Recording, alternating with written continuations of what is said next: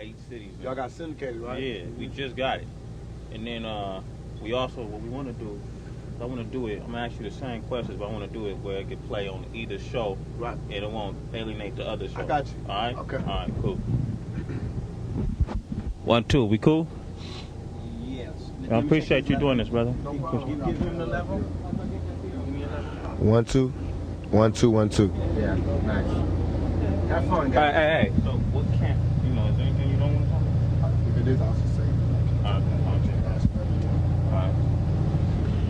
Hey, yo, right now I'm chilling with Tupac. Bay Area's on right here. What's up, Pac? How you doing, brother? What's poppin'? What's poppin'? First off, I want to congratulate you on all your success, man, because I kind of watched you evolve. Yeah. And, even though, I think most people from the Bay Area, even though we couldn't be there by your side, we kind of felt like every episode you went through in your life that we could only see through the media, we was right there, And brothers got a lot of love for you in the Bay. Want to know when you coming back for a minute. I'm coming back for sure, and I love the Bay, and everywhere I go and every episode I've been through, I always felt like I was sharing it, the good times and the bad, with the Bay, because, they the one, I felt like whatever I am, the Bay Area has something to do with making me. So if I'm bad, then they had something to do with making me. If I'm good, then they had something to do with making me. Between the East Coast, the Bay Area, and LA and Baltimore, those places made me, you know what I mean? Made me who I am and what I am, and made me stand out, and I owe them everything. It's not like saying I got love for one block. I got love for those communities, those areas, because everything about those areas made me who I am, and the people, from the littlest, crackhead to the biggest ballers, to the teachers, to the principals in school, to the police that pulled me by the arm, everybody, to the mamas on the block, everybody, they helped raise me, and I appreciate it, because without a family, they helped me to put my family back together, just by all my fans making me who I am. Now I got a family again. Yeah. When I started rapping, I was talking about broken homes and shit. Now everybody all right again, you know what I mean? Just because of my fans being behind me, you know what I mean? And making it more than just a fan artist thing, making it more like, that's our homeboy, and we supporting them, and I appreciated that, going to jail and them making me number one. The people made me number one, you know what I mean? And I appreciated that, and I appreciate them sticking up for me when everybody be kicking me when I'm down and everything. That's love, and I never trade that. So for the Bay and Philly and all those areas, man, all those ghettos, all those towns, I love you, and don't let this East Coast, West Coast thing get to you. I love y'all with all my heart, with everything, man. I do this for y'all. Just know that if it was you, you do the same thing in my position. That's KC. What's poppin', man? Come back here, man. Oh, okay. Okay. That's KC, y'all. Jodeci. Doing the video for How Do You Want It. Yeah, we kicking in the trailer with these fools right now, and it's setting off the hook.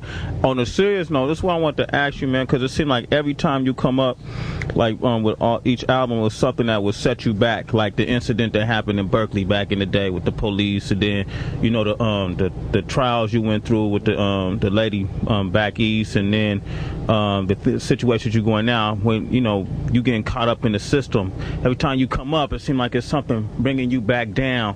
When you caught up like that, what is it that goes through your mind when you got millions of fans out there wondering about you? It hurts me in one way because they be looking at me like, damn, you got everything, why you doing this? Yeah. And in my heart, I'd be like, damn, man, y'all know I don't want to go to jail. I'm just trying to live, you know what I mean?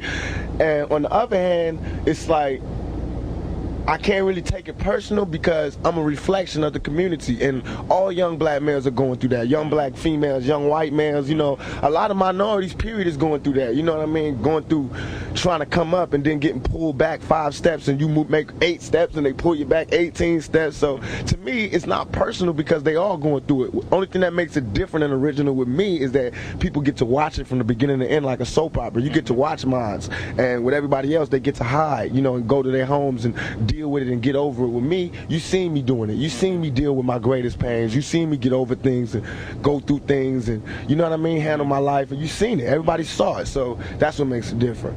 Yeah, it's like your whole life is like an open book, and after you got had the incident on the East Coast getting shot and that whole nine, what went through your head? I mean, I read a lot of stuff and I hear a lot of stuff on TV, but I've been inclined not to believe everything you read in the paper, and the things you see on TV. What went through your head as you got shot and all, the whole confrontation that you had with the people that you had it with? I came from it, slowed me down. Went through my mind, was like, damn, I'm shot. You know, I couldn't believe I could ever get touched. You know what I mean? So now that's why I'm more careful and even more. Some people might say disrespectful, but I'm more cautious. You know what I mean? Because I have been shot 5 times. You know, I know what it feels like. It's like I'm cautious now. I'm not trying to be in that predicament. I know we all have choices to make, and my choices have already been made, even if I want to change it. What I learned in jail is that I can't change. I can't, you know, live a different lifestyle. This is it. This is the life that they gave me. This is the life that I made. You know how they say you made your bed, now lay in it? I tried to move. I can't move to no other bed. This is it. You know what I mean? Not for the courts, not for the parole board, not for nobody. This is what they gave me. All I'm trying to do is survive and make good out of the dirt, nasty, you know what I mean, unbelievable lifestyle that they gave me. I'm just trying to make something good out of that. Just like if you try to plant something in the concrete, you know what I mean? If it grow, and the rose petal got all kind of scratches and marks, you're not going to say, damn, look at all the scratches and marks on the rose that grew from the concrete. You're going to be like, damn, a rose grew from the concrete? Same thing with me, you know what I mean? I grew out of all this. Instead of saying, damn, he did this, just be like, damn, he grew out of that? He came out of that? That's what they should see, you know what I mean? That's exactly what I see, because, you know, brother, you must be truly blessed. You know what I'm saying? You know, to go through all the trials and tribulations you've been through, and still, you know, you still maintaining. You know, and even now, they still coming. You know, you got these demons and obstacles that What's up with that? They just keep coming down harder and harder. You know, I mean, every time you turn around, you got somebody knocking on your door trying to take something from you, right? They come harder and harder, and that's what kills me. It's like every time I think this is it, and I go all out to beat that, I win. Or I lose, and then I come into the next one. It's worse. It's even worse. Like it's like like the Twilight Zone, because it's like some evil, unstoppable shit that it just won't let me go. It's just got his hands on me, and it just want to see me fail. And in my mind, sometimes when I'm drunk or I'm just laying down, I'll be thinking like, damn, is this true? Will I fail? Am I supposed to fail? I mean, should I just stop trying and give up? But then I'll be like, nah, hold on. That's exactly what they waiting for me to do. Is to just say this is too much. I can't take it and give up. So now it's a fun little game that I cry at sometimes, I laugh at sometimes, I smile, I have good times and bad times, but it's a game. It's this game of life. Do I win or do I lose? I know one day they're gonna shut the game down, but I have to have as much fun and get around the board as many times as I can before it's my turn to leave. That's for real. And that's it. That's for real. We chilling with Tupac right now. We're gonna come back with some more Tupac. We just lounging in this trailer. Me and Allie, you know, at the set. All right, we'll be right back. Oh. Grab my seat. All right. Right, actually, going.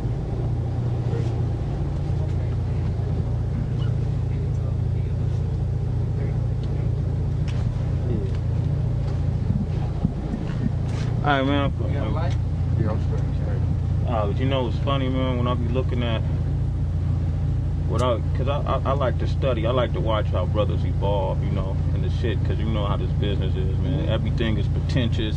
It's just like, you know, everybody get that one opportunity, and it's who maintains it and then making it to another opportunity that lasts. Now look at the shit you've been through, dude. You know, I sit and think about it. It's been career-ending shit. Yeah. Shit that the next nigga, I mean, I done had problems with the IRS, the police, the feds, government, rape. I mean, everything that they end your career up. That's how you know somebody's trying to end my career. To get you. You know these are not coincidences. Yeah. I mean, because I've been on probation for shit the niggas get turned loose on. You know what I mean? I went to jail for that year, not for rape, but for touching her ass. Sexually, they couldn't even get me on shit, but touching her ass. And they put you in jail for and I'm sitting there thinking. And you know, if I go to any club, every bitch in there is grabbing me and touching me. And I went to jail for doing the same thing. And I didn't even do that. I mean, I'm saying in a mix of sex, you're going to touch her. You know what I mean? This was me and her personally. But they took that, and that's and they blew it out of proportion. And then, you know what fucked it up is how, like, the media and shit. I mean, you look in the papers, they paint you so bad. You know what I'm saying? But the motherfuckers, they know. To stop fucking me. Not only they know what goes on in this shit, man. You know what I'm saying? Like with Tyson and all that shit. You know, they know what goes on. You know, you get in these environments like this. You got women all around here. You know, what they thinking? You know? It's a game, dog, because it's a game because what it was that I went out of hand with it, and I just started being outlandish and bragging and shit, and they had to stop me. And that was their way of stopping me. They sent the police after me first to kill me. And it just so happened that I got to get them before they got me. And then instead of that stopping me, it made me into a bigger star. And so they was like, oh, fuck that. We're going to stop this nigga. We gonna shut him right down. after that, look at the time. Just study it. You say you study 2-3 weeks after that, the rape charge. Because they knew we got to stop it. I mean, you got to keep your head up out. The women love him. The dudes love him. How can we stop him? What could stop this guy? Why don't we just say he raped one of the women that love him so much? And that's what they did. Man, they just like, you know what I'm saying? And that's big. That's exactly what it is. Think about it. If I diss this bitch, I mean, you know how the game is in Oakland in the bag. If I diss this bitch, the perfect way for her to get back at me is to say, he raped me. Because she can sue me. It's not just hurting me. She can sue me and make millions. It's not just like I'm saying she's jealous, she's sue. She can make millions if she do it right. If she gets some guys and they all plan it and I do everything I'm supposed to do, she can get millions. And that's exactly what they did. My co-defendants to this day have never been to trial. Did she make money? Huh? Did she make money? She's got a civil suit pending. She called her lawyer right after she left my hotel. Before she called the police, she called the civil suit lawyer. Oh shit, she was before she called the police. Yes. Oh my God. All right, let's come back. Let's come back. All right. You need this? Not really, man. I really want to ask you what was up with Janet. Talk about it. All right. Hey, we back chilling with Tupac. This man is multimedia. Not only is he a recording artist, he's also an actor. But before we get into the acting, I want to say, how did you first get down with Suge Knight and Death Row? Suge, I used to always see Suge. When they did the soundtrack for Murder Was the Case, it was when I was going through all those legal problems, and he was like, yo, give me a song, dog. And I was like, yeah, you can get whatever you want. You know, gave him a song. And it was like the most I ever got for a soundtrack. I mean, the most I ever got for a song. It was damn near album budget. I mean, I think I got like something like 200,000 or 150,000 for one song. And the song, they didn't even use it, but I still got paid. You know what I mean? I got paid for everything I did on the soundtrack. And I think I did like 2 songs or something. And I remember when he did it like, yo, it wasn't even like because he was jocking me. He did it because he knew I was having crazy legal problems. And I was a man. He had asked me to come to Death Row, and I was like, I ain't ready. And instead of like taking it personal, he just did that for me. And I appreciated that. So when I'm in jail and I'm sitting there, what made me do the Death Row thing, because I was really going to quit rapping. But then Puffy and Biggie and all of them came out in the vibe, and they lied, and they twisted the facts. And all I wanted to do was end everything. All I wanted to do was end everything and walk away from shit. You know what I mean? Like how Scarface and all them niggas do. I want to get out the game.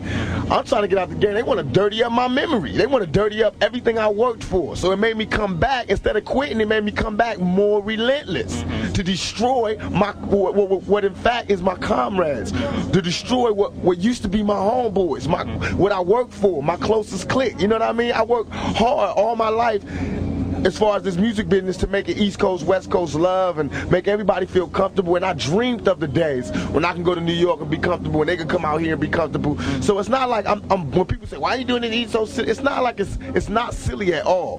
But you can't disrespect the love. You can't disrespect the peace treaty. That's just like when the Indians made deals with the white dudes and they would just come and rape their women and shoot them up and then leave. No, the Indians ain't gonna love white people no more. They're gonna want to kick up some dust until we think about it and renegotiate the terms of the treaty, and that's what I'm talking about. That's where y'all at right now. We gotta have this beef and this war and these words and this dialogue until we can renegotiate the terms of the treaty. I love the East Coast. I'm from the East Coast, but they have to understand that you can't just be saying shit about us and think that we're not gonna take it personal. You can't just be calling us fakers and pretenders and non-creative motherfuckers and we can't freestyle and this and that and this and think we just gonna be like, oh, well, that's cool, we love them because they started it. Hell no, we're gonna take it personal, just like a kid would when his bigger brother who ain't doing shit is all of a sudden, you know, that's just like the little brother making hella cash and the bigger brother's like, you owe it all to me. That's wrong, you know what I mean? Don't be mad because the little nigga's coming up, you know what I mean? Now, do you think the East Coast, West Coast rivalry is like both coasts, or because a lot of people think it's more Bad Boy, Death Row? It is. It's not both coasts. What it is was that the East Coast, the people on the East Coast are real proud, real cultural, and real strong, just like we are on the West Coast. And so what happened was Biggie came at a time, just like what Hitler did with the Jews. Biggie came at a time when they were open to somebody saying, we're the master race, and these guys are nothing, and they're pretenders, and This is why we not making it in the business, is because of these guys. This is why we not doing nothing, because of these guys. So the East Coast really not hating us, really not knowing nothing about us, but just listening to their supposed to be leader. You know, listening to the person that was representing for them. Like, yeah, okay, well, Biggie, he from Brooklyn, woo. You know what I mean? And that's what happened. And so all of a sudden, people saying stuff that they didn't even know was what they was doing was like ending our culture when we started. We held it down for y'all. That's how I felt. I was in tears. Like, what? When y'all was out there on some, when LL was dancing with women in silver suits and niggas was on some other shit, which I'm not mad at because I might do that one day. And I love them niggas. You know what I mean? But I'm saying when you was being creative and wanting to try other boundaries, we was holding it down with this hardcore shit. Yeah. It might not have been what you wanted, but it kept rap alive for years. It kept money coming in. It let them notice us. So how could you look at us now and be like, this ain't good enough? You know what I mean? We the broken home. Y'all ain't teach us this. We ain't come from we ain't got no subways or graffiti. We learned this, in spite of the gangs, in spite of all of that, we came up with this culture. You know what I mean? So I felt like we never got what we deserved. And I took it personal because I'm from the East Coast and I know about that culture, but I know about this culture because I was here when it was being put down. So now I'm doing what the East Coast would have did if the West Coast did this to the East Coast. I'm riding for my side. You know what I mean? You wrong. This is not right. Recognize us. And the only way the East Coast gonna recognize us is for us to do it on records, by money, by sales, and by representing it. Just like KRS-One. When PM Dawn got on stage and he had talked shit about him, what did KRS-One do? So why are people telling me I'm wrong for doing what I'm doing? They love KRS-One. He is hip-hop. Am I correct? That's true. Right. So I'm hip-hop. I'm mad at Biggie. I'm rushing the nigga. What's the problem? That's real. If the East Coast separate themselves from Biggie, we'll do shows in the East. Everything is beautiful. But so far, the East Coast has been with every all interviews I read, every letter I read. Niggas is like, fuck Tupac, Biggie this, Biggie. Like he's representative of the East Coast. So that's why I attack as though I do, because I'm a general and I'm a smart general. And I'm not going to attack at no blind soldiers. I'm going to attack at those attacking me. Only reason people was mad now is because I came out of jail and made this shit a reality. When I got out of jail, the West Coast, East Coast shit was really started. California love what I was saying, put it down. And now them niggas is mad because money is fucked up. Attitudes have changed. It's not as safe as it used to be. Niggas got to think about their business steps, and that's what I wanted to happen. Now let's go to the table. Let's talk. Let's make peace. Let's work it out. Let's get a community the money. So you saying with a conversation with guys like Puffy, Biggie, and that whole East Coast? Sit down and conversate with Puffy or Biggie because that's like Scarface sitting down with the dude he overthrew. You know what I mean? They not on my level, but I can sit down with the OGs from there, which we are doing. People don't even know we not beefing with the East Coast. We starting Death Row East. With Eric B, all the OG niggas out there from the East Coast. We got Kane, Christopher Williams, all these artists. We trying to get Bobby Brown, all these artists. We trying to put the East Coast Death Row just like the West Coast Death Row and make it major. You know what I mean? Big. Right, but we not doing that until we get this business settled. And even while we doing that, we trying to get the Wu-Tang niggas, because I love them niggas. I feel as though they represent the East Coast how we represent the West Coast. And I love them. You know what I mean? So that's what we trying to do. We doing it like if everybody raps is what they really think, then everybody should understand what I'm doing, because it's gangster shit, number one, it's war shit, number two, and it's all by the rules of the game. You know what I mean? I'm doing shit, I'm calling for dialogue. I'm gathering attention for dialogue, which is what you do in the struggle for power. That's real, that's real. We still chilling with Tupac. It's intense. I love this, brother. I like this. My man keeping it real. We're going to come back with more Tupac right here. I want to ask him, hold up, one more thing with the man, that's so profound what you're saying. But it's real, huh? It's real. It's so real. I never thought about it. It's realer than what so brothers. Profound. They see. People think it's realer than what they think. People think I just got out of jail and was like, just because I got shot on the East Coast, I'm like, fuck the East Coast. Yeah. No, half the rappers from the East Coast was there when I got shot. Nobody knew a thing. That's just like you come into the hood and the police ask them what happened, and everybody's like, I don't know. You know they lying.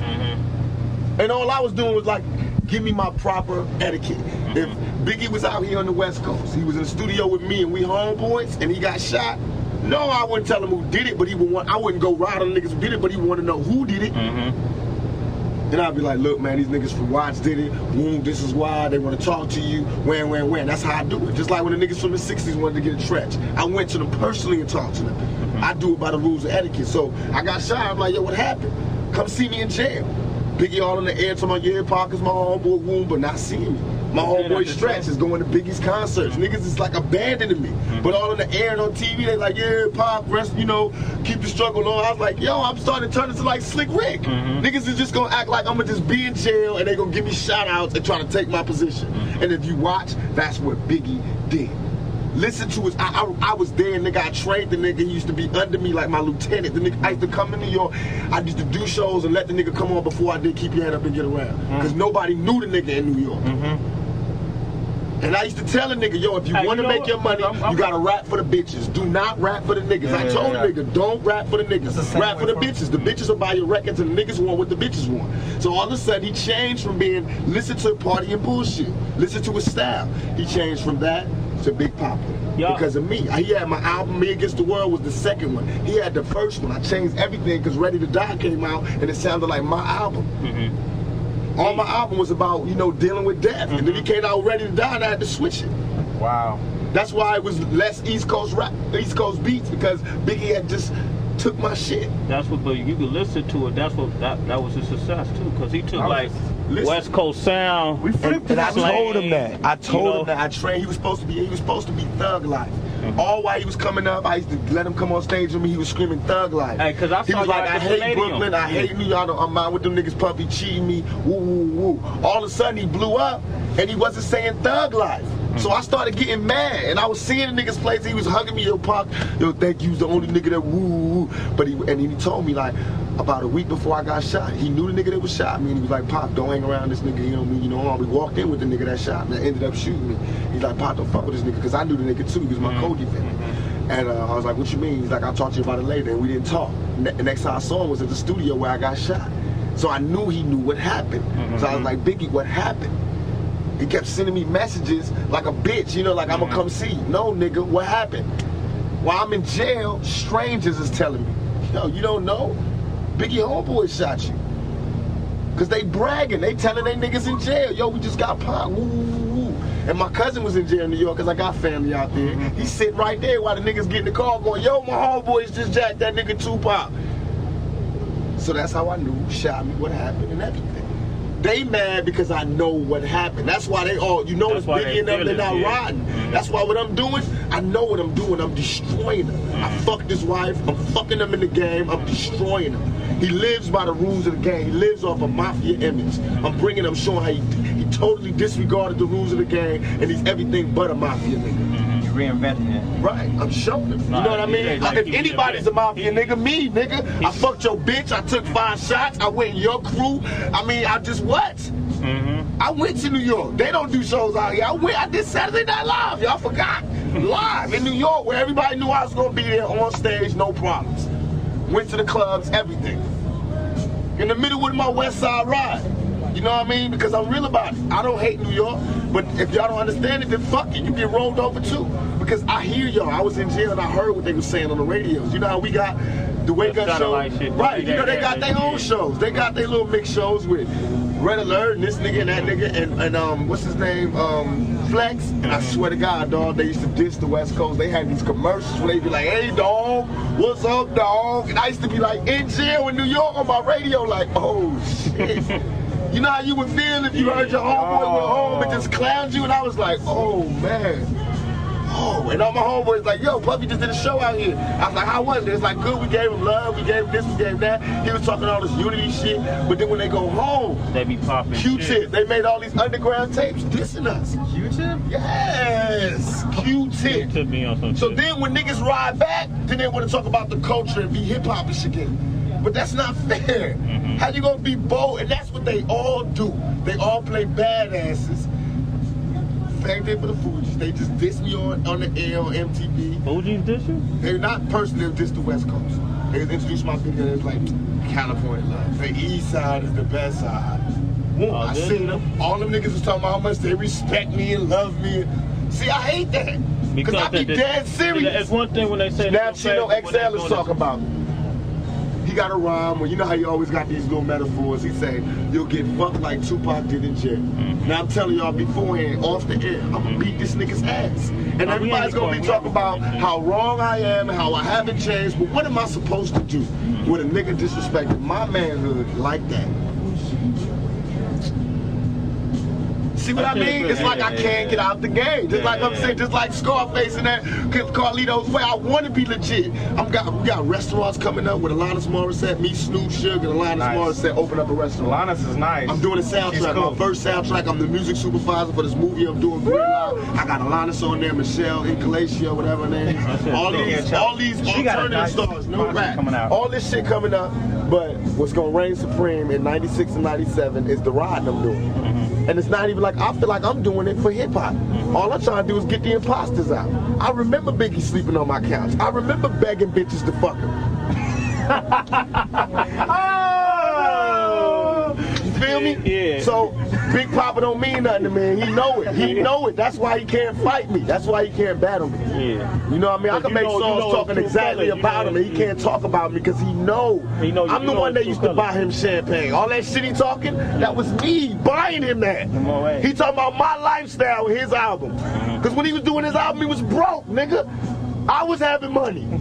The shit he talking about was my life. Thug life. That's what he talking about. All that Junior Mafia, them niggas was young motherfuckers that used to hang around that I used to give money to get on a train to go home at night. Little Caesar and all of them. And Kim and all that. Yeah, so now they rapping against me, and you can imagine how I fucking feel. When I got arrested in New York, I got arrested for Biggie. Them guns in my room was Biggie's guns because them cowards left the room when they heard the police was downstairs, and everybody left their guns in my room. So I got 4 guns in my room. Serial numbers scratched out, and I did not snitch. I took that case. So you can imagine how I feel when I'm in jail for that case, and he out there living a mafia lifestyle, giving me no money, giving me no respect, giving me no tribute, rolling with my road dog who was there when I got shot. I mean, come on, man. I'm not paranoid. I'm not paranoid. Y'all niggas know what time it is. Yeah. I mean, what it is that them East Coast drug dealers got them niggas under extortion. I came and fucked up everything. Because I dissed them niggas in the Daily News. They put a hit out on me.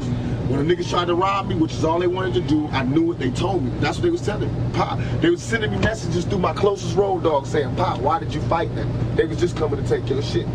But I wasn't letting nobody take my shit, and I was strapped that day. That's what I couldn't put in the bar. I had two double Glocks on me. And when I pulled for my shit, that's when I got shot. And the reason I knew my homeboys set me up is because my homeboys knew I was strapped. The dudes came straight for me. My homeboys is behind the niggas. Like, they running for swing. My homeboys behind the niggas, and they didn't do nothing. They knew I was strapped. All they had to do was grab the nigga, and I could have bust. But they got guns, so these niggas are coming for me, and these niggas just sitting there. And they say, get, and these niggas drop to the floor. I knew it was a setup. Nobody come downstairs to after them shot. And then after you shot, after you shot, you went up there, they looked at you like you was a ghost? Yo, when I walked upstairs, Sway, on everything I love, I seen it in their eyes. I could never describe this look until you get shot and you see it yourself. Niggas looked at me like this. I walked out the elevator, because I walked out the elevator, I didn't know I was shot in my head or nothing. I wasn't, they said in the vibe interview, I was acting like I was in a movie. What they really trying to say is this nigga is raw. I got shot 5 times, came upstairs, did not know I had got shot 5 times. I thought I only got shot once. Damn, dude, sound like you got a lot on your chest. Oh my God. It's been so long since the Bays heard from you. And that's why I'm giving it to you straight raw, because you got to go back and tell them the shit that we ain't recording. I'm giving you that, you know, not to tell them the specifics, but you know when somebody calls you and go, yo, why did you do this? You know to go, trust me, we talk to them, we know, blam, blam, blam. Now y'all know, you know what I mean? Just like they niggas on their radio stations know. Because what I was mad at is that we didn't have a radio station like that. Me and Snoop got an okay from 92.3 to start West Side Radio.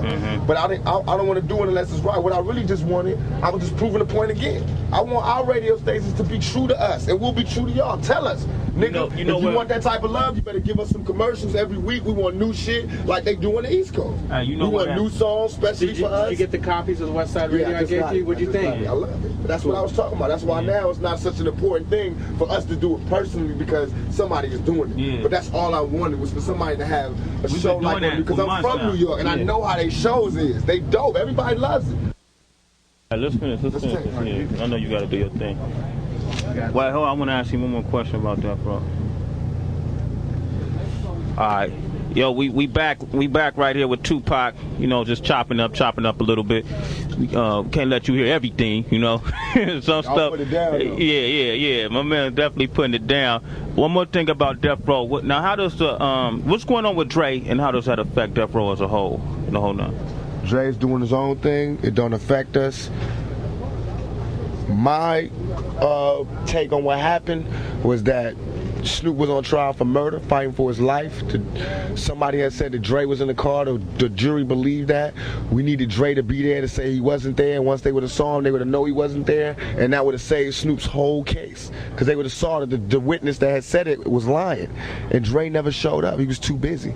That's how they told me. When they told me that, I was like, well, no matter how dope he is, and Dre's one of my heroes in the music business, but I was like, no matter how dope he is, if you're not down for his homeboy, Snoop, who brought him back when he was just a relic, when niggas was dissing him, you know what I mean? Then I don't want to be a part of him. I don't want to be around him or nothing. Plus, I feel as though what's done in the dark will come to light. It's secrets that everybody's going to find out about that I don't have to play a hate or dry snitch about. That will come out and you'll find out for yourself and you'll know why I did it. I swear to God, y'all, I'm living by the rules of the game that y'all, the people, have put down for us to live by. Okay, that's real. Let's talk about other things. Like you told us you got a soundtrack you working on. You got a new movie, right? Why don't you talk on that? We got a movie called Gridlock coming out. It's like a mainstream movie. It's me coming back into the theaters with Tim Roth from Pulp Fiction and a gang of other movies. I don't know what the female is, but it's a big name female.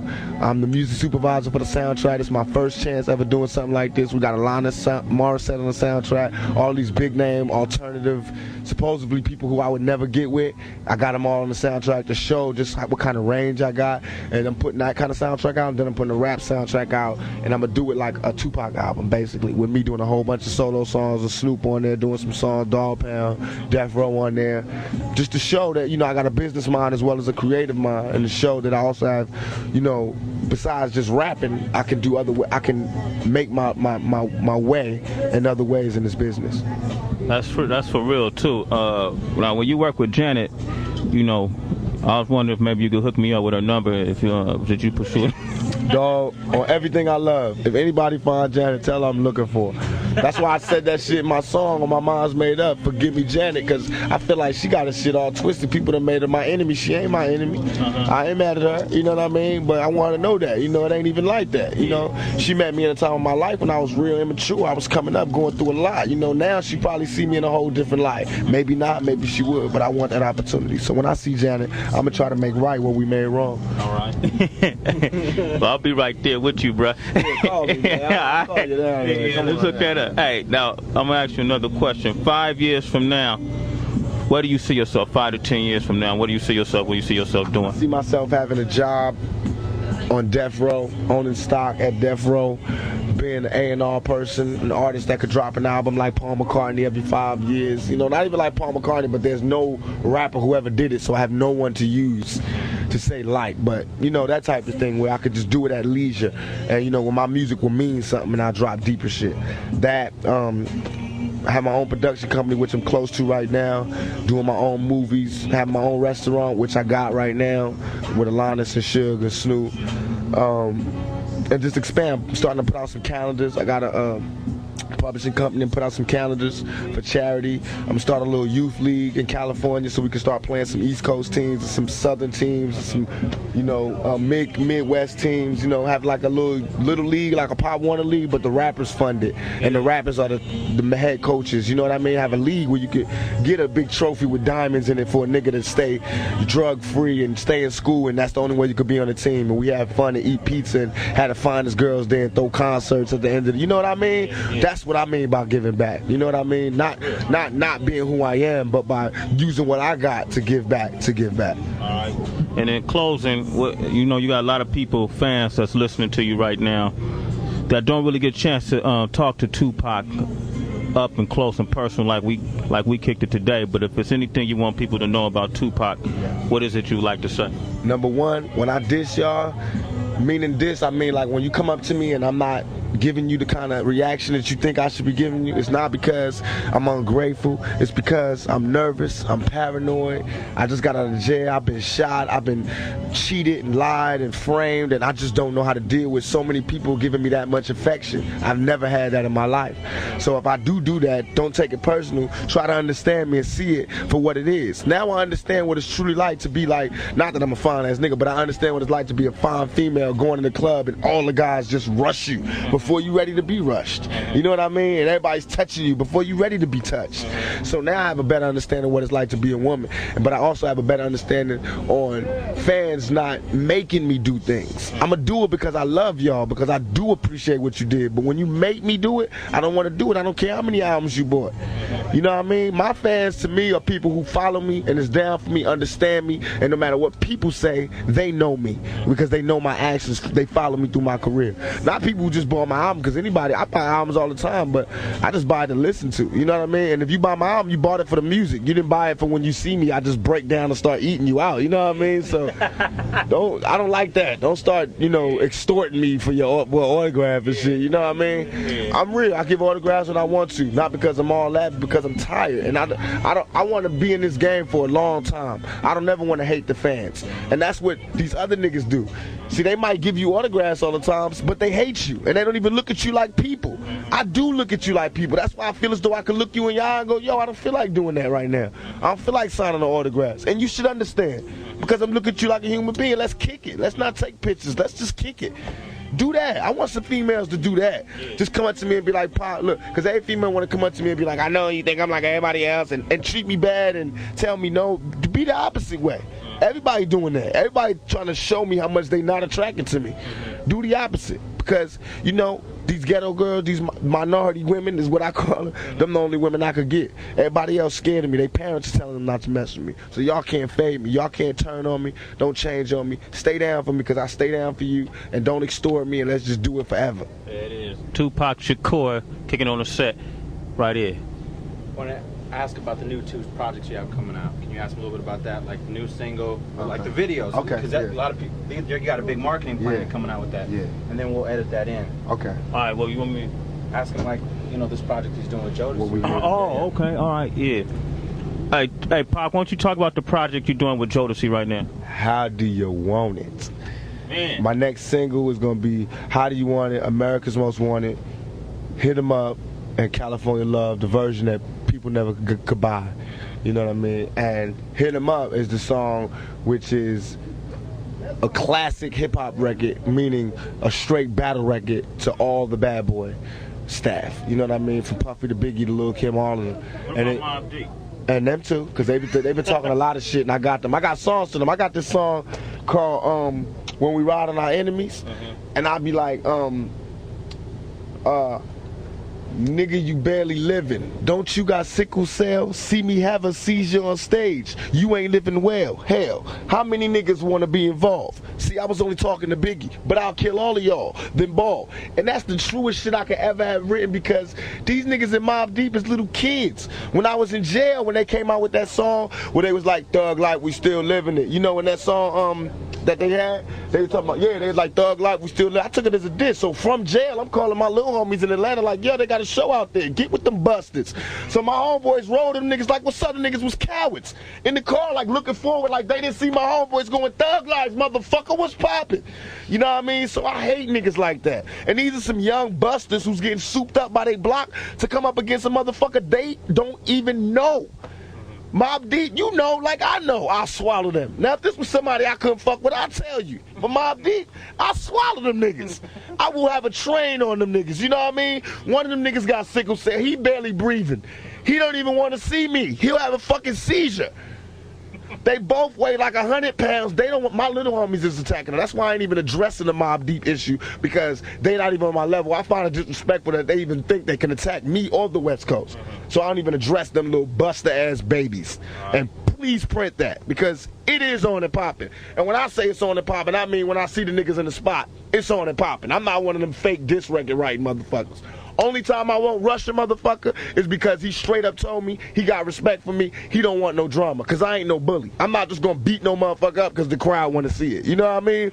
If you don't see me rushing them, that means because they bowed down. Now the Mobb Deep fools, they don't want it. Chino, XL, Mobb Deep, Bad Boy, Biggie, Little Caesar, Junior Mafia, all of them is on our hit list, and I'm getting with them. I got a new clique called The Outlaws. They got an album coming out.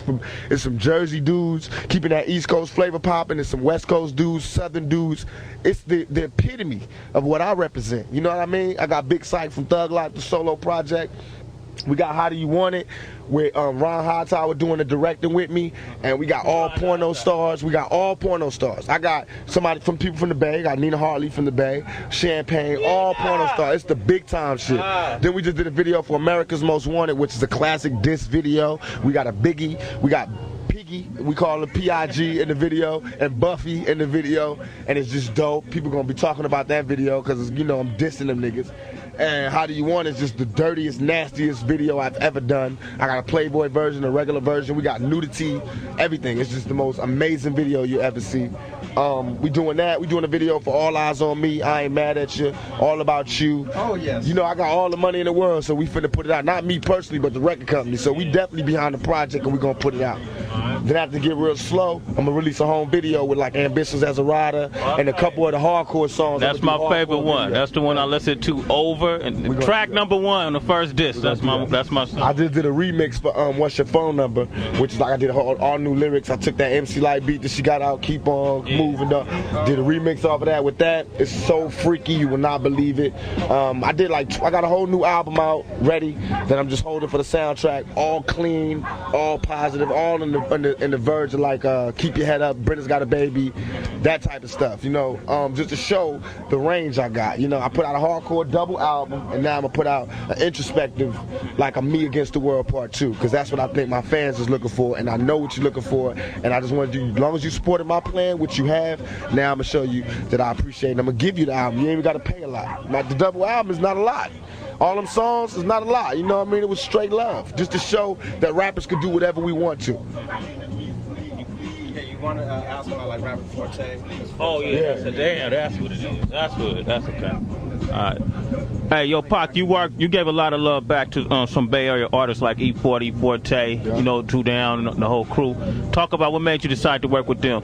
Because I can't always be in the Bay, and I know how the Bay is. The Bay is the type of people, man, if you ain't there, they're going to talk about you. So I want them to know I love you, I feel you, I'm representing for you. So I know I got a certain amount of acclaim and everything, so I bring the Bay with me. I know E40 is what I was when I was with Digital Underground. He is the Bay right now, you know what I mean, him and Forte. So I get them on my album, and that represent the Bay. And it shows that we still all love and still all good, and we, by us being the representatives, we bring the Bay where we go.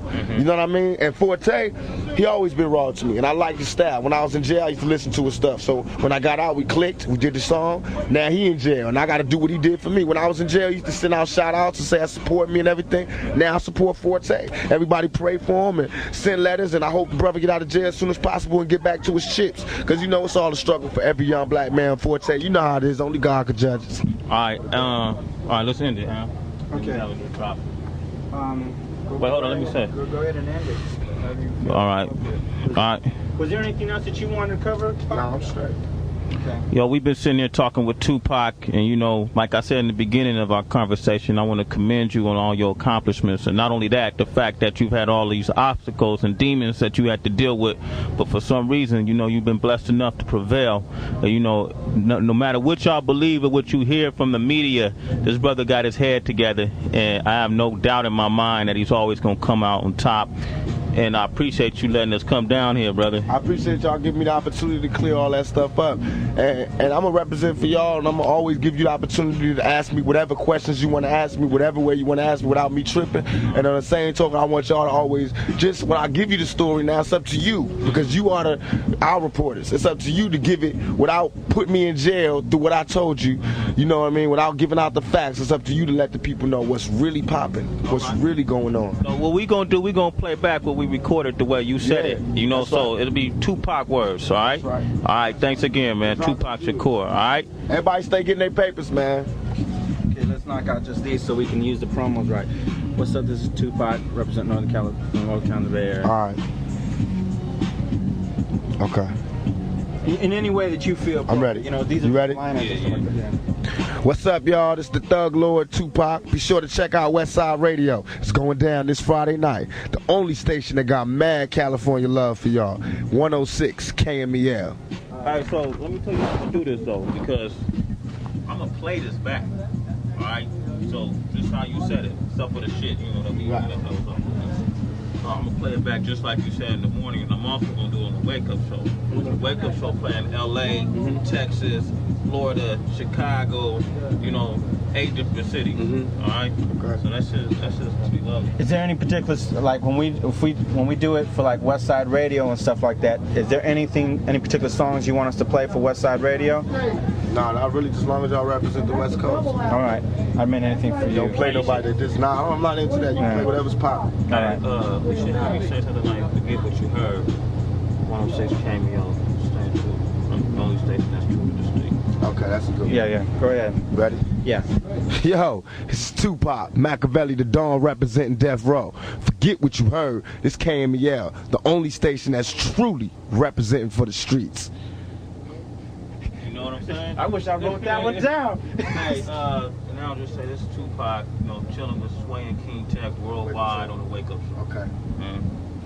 What's up, y'all? You know how we do it. Representing that real hip hop with King Tech and Sway on the Wake Up Show worldwide.